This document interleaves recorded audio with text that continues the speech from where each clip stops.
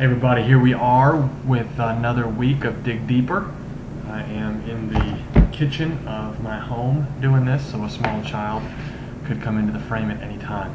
The narrator's comment tool. Is it the same as author's purpose? Because we are told that the narrator, who is typically the author, is giving us information to help clarify what he's writing, to understand the meaning. Sounds very similar to author's purpose. The difference between the two is, while the author's purpose was talking about or in reference to an entire book, the author's or the narrator's comment may just be in regards to a single chapter or a single paragraph or one scene in that book.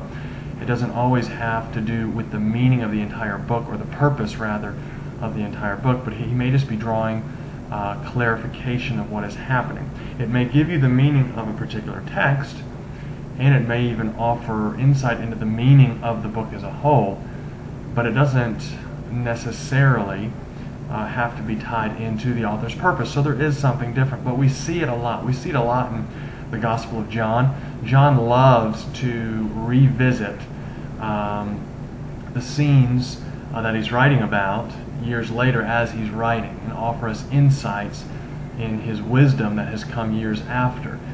He loves to say the disciples did not know what Jesus was saying when he said such and such, or it wasn't until later that the disciples figured out. It's such a neat thing about John's Gospel, is it really gives us that feel that he was there, lets us understand what was going through his mind at the time, his own misunderstanding or ignorance, and how God over time opened his eyes up. And in so doing, in saying kind of, if I knew then what I know now kind of thing, we come to understand what's happening there in the Scripture.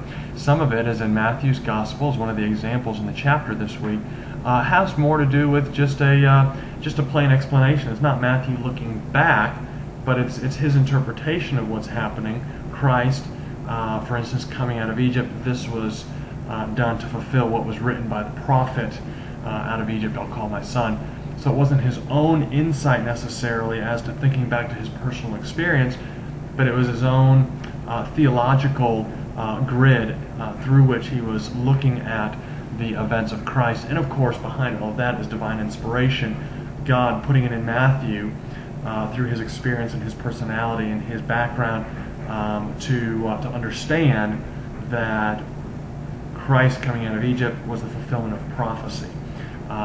So that's a comment, but it doesn't really say anything about the overall purpose, although we do know Matthew's overall purpose, although not clearly stated, is to demonstrate that Christ is the Jewish king. The king of the Jews is a Jewish gospel, and is to show his fulfillment of all these prophecies. So the comment there about him coming out of Egypt is a small part of the overall. So that could even be something that we share with our classes.